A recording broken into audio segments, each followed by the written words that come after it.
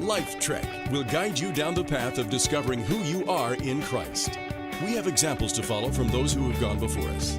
Join our trail guides as they share from Hebrews chapter 12 and guide you and the other mountain bikers down the trail to help you discover your life trek.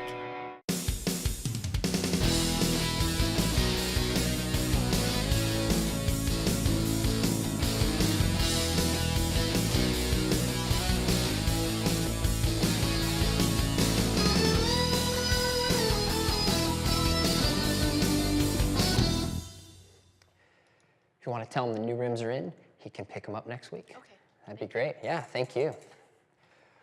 One of my dreams growing up was to play basketball. I loved it. I was passionate about the sport. I would wake up early in the morning and exercise. I would stay after practice. I would lift weights. I would watch basketball games. I loved it. And there's a man in my small town I grew up in the mountains of San Diego who was the best basketball player I knew during that time. You see, he didn't coach my team, he coached a different team, and I wanted to be like him. In fact, next to my dad, in a sense, he was my hero. Well, one day we were playing when I was a sophomore in high school, and he slammed me hard up against the wall, looked at me, said, "Get up, you big baby," and he walked away. I was surprised and didn't expect him to treat me this way. Well, it kept going all night. He eventually cussed me out in front of my friends, and I walked away that night thinking, what on earth happened? Well, I'm kind of ashamed to tell you that at that point, a seed of bitterness started to just build in my heart. Anger at him until years later when I read the words of Jesus and realized how important it is to forgive people. And I wrote him a letter laying out the things I had done wrong in treating him and also telling him I forgave him for the way he treated me. Well, my name is Sean McDowell. We want to welcome you to this session where we're looking at the book of Hebrews through a bike race and lessons that apply to our life. And the topic we're going to discuss is bitterness. And Hebrews 12:15 has something really important to say about bitterness. The author of Hebrews puts it this way. He says, "Make sure that no one falls short of the grace of God and that no root of bitterness springs up causing trouble and by it defiling many." See, what can happen is this word defile means to taint, to destroy, to wreck. And when we allow bitterness in our lives, it can affect us and it can affect many other people. There's some examples of this in the Bible, sadly, of people who did not follow God and did not root out bitterness, but rather they allowed that bitterness to grow in their hearts and to defile many people. One example is actually Saul. King Saul, it actually says in the Bible, he was handsome and a head taller than anybody in the land. He was anointed by Samuel to be the first king of Israel. And he started off incredibly powerful. I mean, he started off, the people loved him. He was winning battles for him. He was ruling as a king. But something started to change in the heart of Saul. And it started to change when David came along. Because David was a younger king. David was also handsome. He was shorter. But what David did is he had a trust and a faith in God. And he started to win the hearts of the people in a way that Saul could not do that.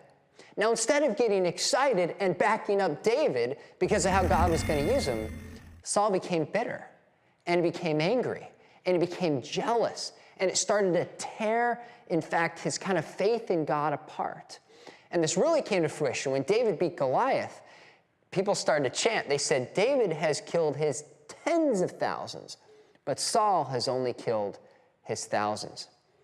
And sadly, instead of helping David raise up to be the next king, what Saul does is he spends the rest of his life trying to find and root out David and kill him because the bitterness took a hold of his heart and destroyed him.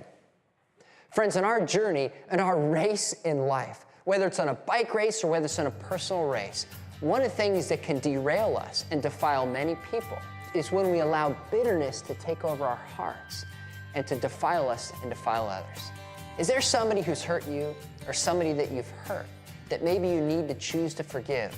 Because let me tell you something, let that bitterness go. It will weigh you down and destroy you. But there's something freeing, like Jesus said, when we forgive people and we let those burdens go. Life Trek. Don't let the roots of bitterness take you out.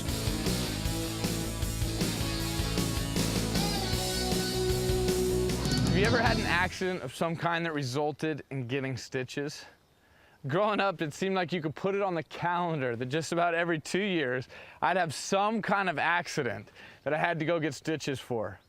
Thankfully, I've only had one accident on a bike that resulted in me having to get stitches. Here, you can take a look. I mean, it's right here on my ankle. You know, this was caused by the chain ring of the bike that went right into my ankle. The doctor that stitched it up, he thought it was pretty cool because the scar was shaped like an M, and his name was Mike. And he said it wasn't very often that he got to put his initial on a patient. Now, my name is Jared Newman, and I've been assigned to be your trail guide on Life Trek. We're looking at Hebrews 12:15 today, which urges us to look carefully lest any root of bitterness spring up and cause trouble. You just heard my friend Sean tell us a story about King Saul and the bitterness that crept up in his heart towards King David. I've never met King David because he lived several thousand years ago, but I do have a friend named David King that's an awesome man of God, and I would even say that he also is a man after God's own heart. Now let me tell you a story about David and I on one of the rides that we had. So David and I decided to go on this ride. We were on this one trail. It was so difficult, we said the first person that could make it down the trail, we would name the trail after. It would become either David's trail or Jared's trail. Well, it ended up becoming Mikey's trail, and Mikey wasn't even with us that day, but because the day that me and David rode it, David, I think, was on his first run down the hill, and as he was going down, he did an endo, flipped right over his handlebars, took a really bad spill, and gashed open his hand. We knew it needed stitches, and we knew we had to get out of there. So we started walking his bike out, and we get to a point where it's a little bit of a flat spot. We know we've only got about a half mile to the car, and David says, you know what, let me just try to ride it. We don't have too much further, and it's not that hard of a trail. So we start riding, and we weren't 5 minutes away, right after his first accident, that he's riding, and he hits these small roots. Now, if he would have had both hands on the bike and he was healthy, there's no way that he would have fallen going over these roots. But since he was cradling his hand because it was cut, when he hit these roots, he did another endo, and this time he couldn't get out of his pedals. The bike went over the top of him, and it came back and it hit him right in the head. And he ended up having to get stitches in both his hands and his head. Now, my friend David, you know, he's a good rider. Chances are good he probably wouldn't have been hurt a second time if he wasn't hurt already. You know, actually, stop right here. In fact, these roots are very similar to the kind of roots that tripped him up. You know, as we ride through life, no doubt about it, we'll have opportunities to be hurt. We'll be hurt by someone else or hurt by our own poor decisions. Hebrews 12:14 tells us to pursue peace with one another, which sounds great. But what happens when we get hurt by others? Oftentimes, instead of wanting to pursue peace, we're tempted to grow bitter, to seek revenge, to distrust, or to lash out. Rather than pursuing peace, we get bitter. Bitter at God, bitter at others, or even bitter at ourselves. Then within a short amount of time, the pain and bitterness that we have allowed to take root in us causes us to fall or be hurt again. That's why in verse 15 it tells us to look carefully, lest any root of bitterness spring up and cause trouble. I've heard the statement many times that hurt people hurt people. The pain we are holding on to is like a loaded weapon that we don't have control over. It has the potential to hurt anybody and everybody we come in contact with. You know, there's still a journey ahead of us, a race that has been set before us. Hebrews 12:15 says, look carefully. Today, I want to ask you to look carefully. Examine your heart and mind. Are you holding on to past hurt, pain, rejection, failure, or even unforgiveness? Sometimes we're tempted to hold on to our pain. We think that maybe if we hold on to it, that we can avoid getting hurt again. Begin the healing process today. Forgive. Ask God to heal your heart and the pain that you've been carrying. As often as the pain resurfaces in you, make a habit of forgiveness. Hebrews 12:14 says, pursue peace with all people and holiness, without which no one will see the Lord. Life Trek, a crazy combination of mountain biking and Hebrews chapter 12. You know, it can be the small things on the trail that can be the most troublesome. Take, for example, a route. Seemingly one of the small, insignificant things along the trail, but it's these roots that can send you sailing over your handlebars. I want you to listen to what Hebrews 12:15 says. Looking carefully, lest anyone fall short of the grace of God, lest any root of bitterness springing up cause trouble, and by this many become defiled. See, it's one of those quote-unquote little things in our life that can cause the biggest trouble. See, many times we would just overlook bitterness. We would just overlook holding things against other people. We would just say, oh, no big deal. But the Bible deals with it strongly. Many times we focus on what we call big things in our life. We focus on the lust, not stealing, not lying, all of the things that we classify as big things. But this is where the playing field is leveled. No sin in God's eyes is big or small, and these little bitty roots can be tragic. See, has somebody ever hurt you? Has somebody ever wronged you? Has somebody ever done something to you that made you so absolutely angry that you couldn't believe that they would have done that? You thought in your heart, how could they do that? How could they say that about me? How could they treat me like that? And it's one of those little bitty roots of bitterness that can get in your heart. See, these roots can be tragic. Let me explain why. Matthew 6:15 says this, but if you don't forgive men their trespasses, neither will your Father forgive your trespasses. Did you hear that? If we don't forgive other people, God won't forgive us. Our forgiveness is based on us forgiving other people. See, we don't need to get caught up in the small things of holding something against someone else. When Jesus has forgiven us of so much, why can't we forgive others? See, in Matthew chapter 18, it tells the parable of the unmerciful servant. This servant is called before his master because he owes his master a great amount of money. But he falls before his master and he begs, please forgive this debt. I'm so sorry. And the master has mercy on him. Well, he goes on his way, and as he's walking down the street, he runs into a friend that owes him some money. He demands the money from his friend, and when his friend doesn't give him the money, he has him thrown into jail. Well, the master hears what has happened.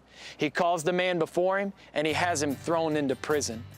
See, he was forgiven thousands of dollars worth of debt, but he couldn't forgive someone else of a few dollars worth of debt. We've been forgiven so much by Jesus Christ. He's wiped away every sin. He's wiped away our past. He's wiped away every wrong, but yet we hold others' wrongs against them. We need to find a way in our heart to forgive those who have sinned against us. Now for Trek Trivia. When was the first bicycle invented? 1654, 1770, or 1817? The velocipede is the oldest ancestor of the modern bicycle. Invented in 1817 by Baron von Dreis, the wooden two-wheel vehicle was powered by pushing the feet against the ground. Life Trek, discovering who you are in Christ.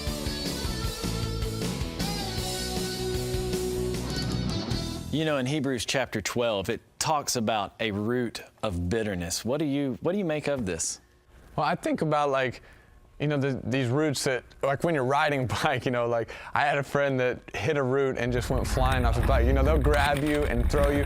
Oftentimes, like I see though, when people get hurt, they hold on to something. It grabs a hold of their life. And a lot of times it's hard for that thing that's grabbed them to ever let go. And I see that they get bitter with God. They get bitter with their parents. They get bitter with friends. You get hurt. You get wounded. And oftentimes you hold on to that bitterness and it affects you. And the person that you're bitter at doesn't even know how much it's affecting you. because they would come back and probably try to make it right if they knew how much it was affecting you. But oftentimes, it's those roots that we hold on to that end up hurting us. And because we're bitter, we hurt the people around us. I think that's absolutely correct, that all of us have been hurt in some way, right? Everybody watching the show has been hurt. And the reality is we are other people. The question is not have we been hurt, the question is what are we going to do with that hurt? And it's easy to ignore it, it's easy to deny it, it's easy to pretend it's not there, because like you said, it's kind of underground and we don't see it. Almost like an iceberg, right? It's below the surface and we don't see it, but an iceberg, it's the most significant thing. And I found in my life exactly what you said, that people who don't deal with their bitterness, or when I haven't dealt with mine, I in turn hurt other people. So in fact, it seems like I'm loving other people if I'm really willing to deal with the hurt and bitterness in my own life. And how many people have gotten angry at God because of something that they've gone through? You know, they turn around and they point an angry finger at God and they say, you know, God, why did you allow this to happen to me? You know, God, if you loved me, you wouldn't have allowed me to go through this situation, rather than looking at the situation and learning from it. You know, every experience that we go through in life, we have two choices. We can learn from it, or we can become mad, angry, and bitter at life. And I watch so many people get mad, angry, and say, God, how could you let this happen to me? That's a hard one to even deal with. I think the disciples wrestled with it too. I mean, they were asking the question, all right, Jesus, how many times do I have to forgive this guy? Because he drives me crazy, you know? And I mean, you think, and he, you know, he'd come back, his 7, because that sounds generous. Right, he was 3 in the law at that time, and he says 7. Yeah, I mean, you're doubling it, like you're going big, and he's like, no, it's like 7 times, 70 times, I mean, it's like, what on earth? Like, and I don't know if you guys have ever had kind of something that stings so bad that you're just angry and you're choosing to try to forgive, but like it might be the second you forgive, it's like, all right, God, I'm going to cast this up to you. The next thought you have is, but he did, you know, and it just keeps coming because it's one of those roots that keeps reaching and keeps reaching. And so sometimes it is something where it's like, God, like I've got to learn to forgive, but help me forgive. Like I'm hurt, I'm wounded, I forgive, and then the next thought is, but he did that or she did that. To be honest with you, I had someone who hurt me pretty deeply, and I think it took me a decade. Yeah. Because I'm a slow learner. And it wasn't until I saw the person a decade later that I thought, God has actually changed my heart and given myself the ability to forgive him. So people, you know, watching and engaging on this, it's easy to say, I thought I forgave him, there must be something wrong with me. Give yourself some grace and give yourself some time. You know, God is the one who really will change our hearts, I think, if we allow him to. And I think really the only way to tackle it and to overcome it is to pray for those people and just to continue to pray. And I have found in my own life the only way to release bitterness and the only way to release anger towards a person is to pray for them, because I don't feel like there's any way that you can stay angry and mad if you pray and continually give it to God. Life Trek. Unburden yourself on the trail of life.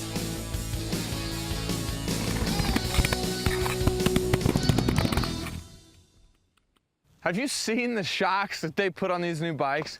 They're amazing. With just a simple twist, you can, you know, adjust this from totally flexible to completely rigid. You know, when it's flexible, you'll ride right over bumps and you'll barely feel anything. When it's locked out, you begin to feel every rock, every bump, and every crack that you encounter. Now think of this. I've heard it said that tired people only see problems, while rested people see solutions. Did you know that God commands us to rest? It is part of the 10 Commandments to honor the Sabbath. If you're finding yourself feeling every bump in the road and only seeing problems in life, it might be time to make a simple adjustment. Take rest today, Sabbath rest. Let your heart and mind be still before God. I think that you will find that the impossible problems that you are facing will begin to diminish as you reset your eyes on the Lord. Life Trek. Take the right path every day.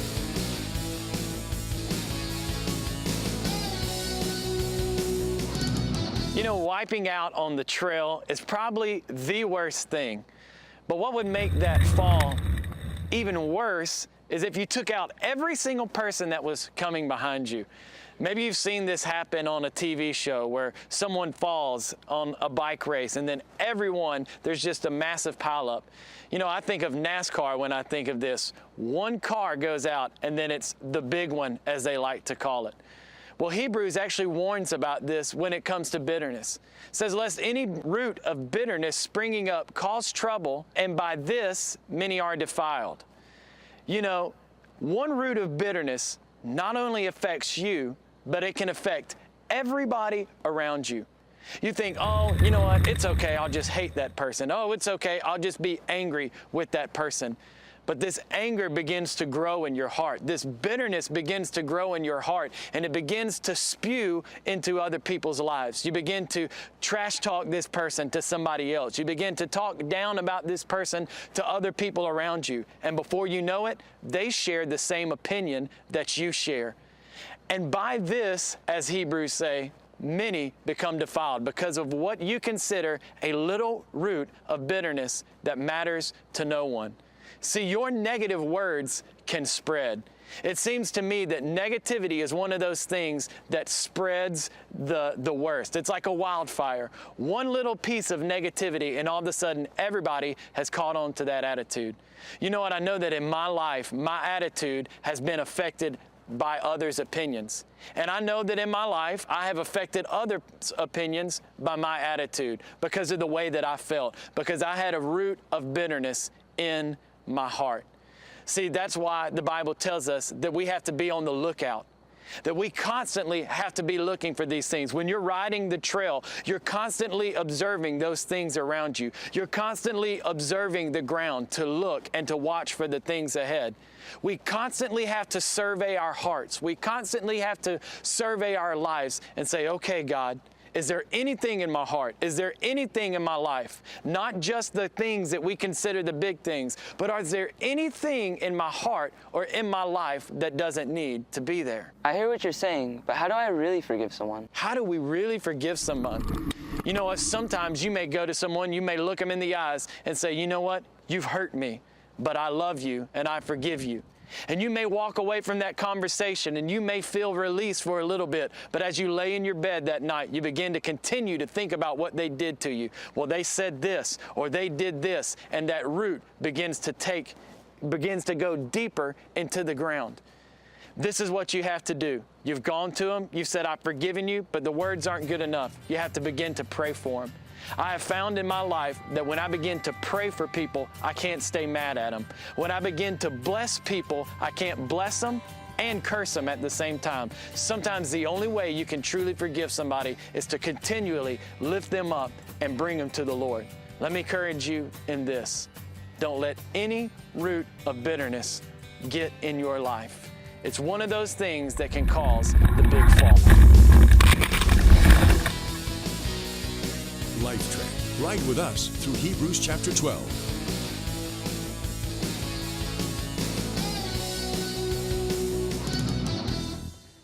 You might think, because of the bitterness of Saul, that he only hurt himself. But that's not true. Saul hurt many other people because of the choices he made and because of the bitterness that built up in his heart. You see, David had to flee because Saul was trying to kill him. And what happened? Many of David's friends and companions who should have been in the army with Saul to defend him, later when they were fighting the Philistines, were gone with David.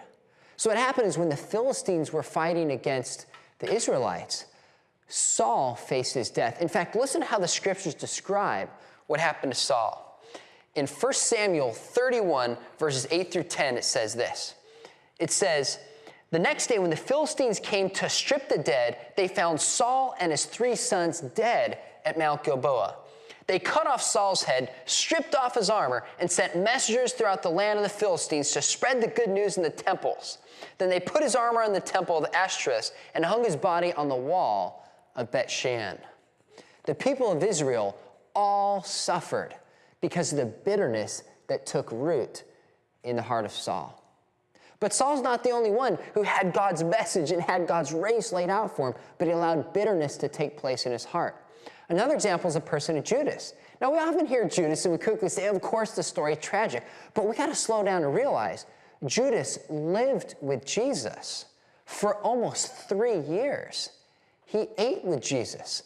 He slept in a boat when Jesus was sleeping in a boat. He saw Jesus do miracles and he heard his teachings. And yet somehow Judas allowed his heart to be taken away by bitterness and by Satan. In fact, the scriptures laid out pretty clearly what happened to Judas in John chapters 13, verses 1 and 2. It says, before the Passover festival, Jesus knew that his hour had come to depart from this world to the Father. Having loved his own who were in the world, he loved them to the end. Now, by the time of supper, the devil had already put it in the heart of Judas, Simon Iscariot's son, to betray him. And that's exactly what Judas did. He betrayed the Son of God, the only sinless person who's ever lived, because bitterness and because of jealousy took over his heart. You see, this is why Hebrews chapter 12, the passage we've been looking at, says, do not allow bitterness to take root in your heart, because it will defile many. Many people will be defiled because of this. And that's why Jesus, in his last message that he gave to his disciples, I mean, imagine this. Everything Jesus spoke is important. But this is the last speech that he gave before he was arrested and he was taken away to be crucified. And notice what he says in John chapter 17, verses 20 through 23.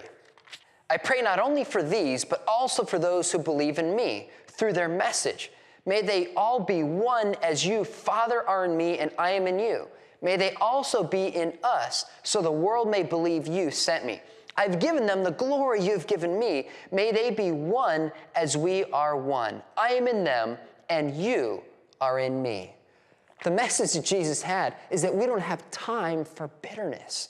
Rather, we need to unite as the body of Christ and celebrate in each of our contributions and what each of us has to give to the body of Christ.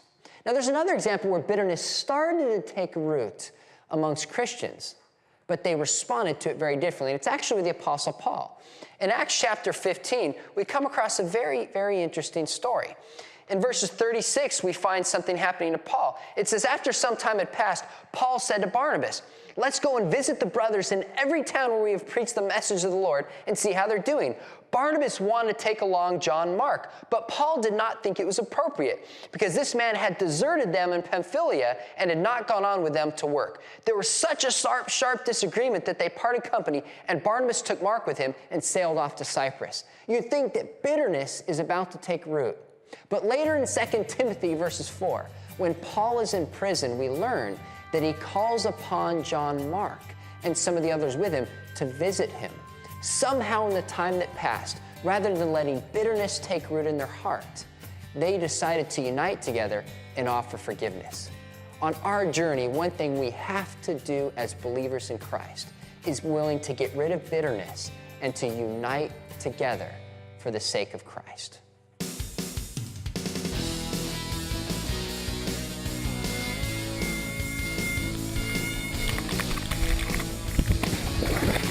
Life Track. Finish your race and receive your prize.